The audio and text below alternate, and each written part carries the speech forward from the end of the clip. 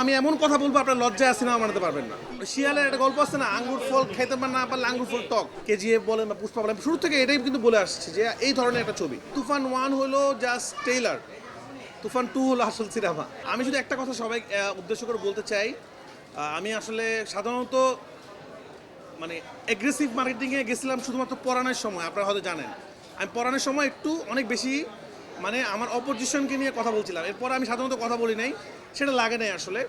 তো আমি একটা কথা বলবো, দর্শক তুফান দেখছে বলেই তুফানের শো 30টা থেকে 40টা যাচ্ছে, 46টা যাচ্ছে।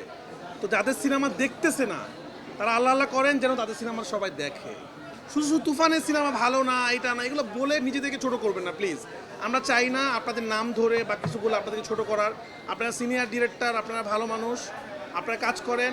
তুফান আমরা শো বাড়াচ্ছি না বা আপনারা নিউজ করতেছেন। এবং আজকে একটু আগে একটা ভিডিও দেখলাম যে আপনাদেরকেও টাকা পয়সা দেওয়া হয়েছে যেন তুফানের প্রশংসা দর্শক করতেছে, সাংবাদিকরা করছে না। সাংবাদিকরা সিনেমা এখনো দেখে নাই, যখন দেখবে সাংবাদিকরা প্রশংসা করবে। সাংবাদিকরা যেটা করছে দর্শকের প্রশংসাটা তুলে ধরছে। তো প্লিজ মানে আপনাদেরকে নিয়ে মানুষ হাসতেছে আসলে। তো প্লিজ আপনি এগুলো বন্ধ করেন। তুফান বন্ধ করার অনেক চেষ্টা করছেন শুটিংয়ের আগে, পারেন নাই। সিনেমা সেন্সার হইলো, রিলিজ হইলো, এখন সুপারহিট হয়ে যাচ্ছে, কদিন পর ইন্ডাস্ট্রি হিট হয়ে যাবে। কি দরকার? আমার কথা যে ভিডিওগুলো থেকে যায় শুধু শুধু নোংরামি মানুষ তো থামতেছে না। সুতরাং আমার খুব খারাপ লাগে এগুলো দেখলে।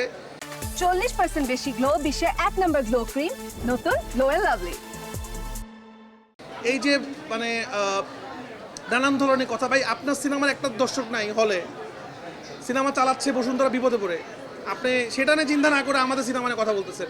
তা আমি খুব ভালো মতো বললাম, আমি কিন্তু যখন কথা বলি তখন খুব বেশি বলি। আমি কিন্তু রাফি অনেক কষ্ট করে আজকে এখানে আসছি, কেউ আমাকে এখানে বসায় নাই। তুফান বানানো যারা ডিরেক্টর তারা জানে তুফানের মতো সিনেমা বানানো ডিফিকাল্ট। আমরা অনেক কষ্ট করে সিনেমা বানাইছি এবং দর্শক দেখছে। তো আমার সিনেমা নিয়ে যদি কেউ নেগেটিভ কথা বলে উদ্দেশ্যপূর্ণভাবে, দর্শক বলবে, দর্শকে ভালো না লাগলে বলবে ভালো লাগে নেই, খারাপ লাগা বলবে, বলতেই পারে, দর্শকের সে রাইট আছে। কিন্তু আমার কোনো অন্য কোনো মানে প্রতিপক্ষ উদ্দেশ্যমূলকভাবে কথা বলবে, তখন আমি এমন কথা বলবো আপনার লজ্জায় সিনেমা বানাতে পারবেন না। সুতরাং আমার সিনেমা নিয়ে কথা বলার আগে চিন্তা করবেন। আমি তাদেরকে বলতেছি, তারা বুঝতেছে। আমরা তো বাঙালি, আমাদের সমস্যা আছে।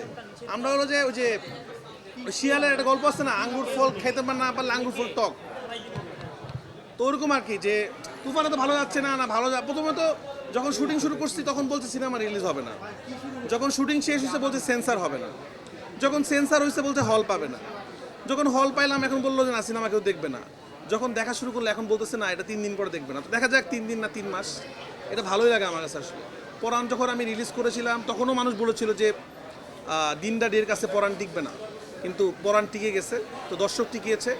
তো আমি ওইটাই বিশ্বাস করি। এরপরে সুরঙ্গ করলাম, এরপরে তুফান করলাম।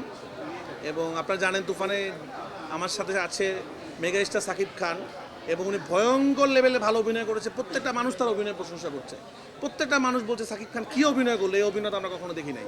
এবং চঞ্চল চৌধুরী, ফজলুর রহমান বাবু, মিশা সদগর, সৈয়দুজ্জামান সেলিম, গাজী রাকায়াত, তারপরে সালাউদ্দিন লাবলু, মানে কে নাই আসলে। তো দর্শকদেরকে আপনারা শুধু জিজ্ঞেস করেন তারা সিনেমা কেমন উপভোগ করছে। তো আমাদের আসলে আমার মনে হয় সবার এটাই করা উচিত যে এই যে সিনেমার উৎসব শুরু হয়েছে, এই উৎসবটা ছিল লাস্ট ছিল সুরঙ্গ আর প্রিয়তমার সময়, এর আগে ছিল পরাণ হওয়ার সময়। তো বারবার যেন উৎসবটা ফিরে আসে, যখন রাফি আসলেই কেন উৎসবটা আসে, সবসময় যেন এই উৎসবটা হলে থাকে, আপনারা যেন আসতে পারেন। দেখেন একটা সিনেমা হিট হলে কিন্তু আপনাদেরও ভালো লাগে, আপনারা বারবার হলে আসেন, নিউজ করেন, মানুষের প্রতিক্রিয়া নেন, সবার জন্যই ভালো, মানুষের জন্য ভালো, হল মালিকদের জন্য ভালো। তুফান 2 আসবে খুব তাড়াতাড়ি ইনশাল্লাহ। তুফান 2 প্ল্যান করেই তুফান 1 লেখা হয়েছে। মানে আমি শুধু এতটুকু বলবো, তুফান 1 হলো জাস্ট ট্রেইলার, তুফান 2 হলো আসল সিনেমা। তো তুফান 2 তে আরও অনেক অনেক অনেক অনেক বড় চমক আছে। তো এটুকুই শুধু বলি, আমাদের দেশে এই কালচারটা শুরু হয় নাই, সিনেমাতে শুরু হয় নাই যে একটা 1 দেখার পর 2-র জন্য মানুষ অপেক্ষা করবে। আমি বিশ্বাস করি যারা তুফান দেখছে প্রত্যেকটা মানুষ 2-র জন্য অপেক্ষা করবে, এবং 2 যেদিন রিলিজ হবে সেদিন দেশ সব কিছু বন্ধ হয়ে যেতে পারে আমি মনে হয়। দর্শক কোনো কিছু নষ্ট করা যায় না, দর্শককে আটকানো যায় না।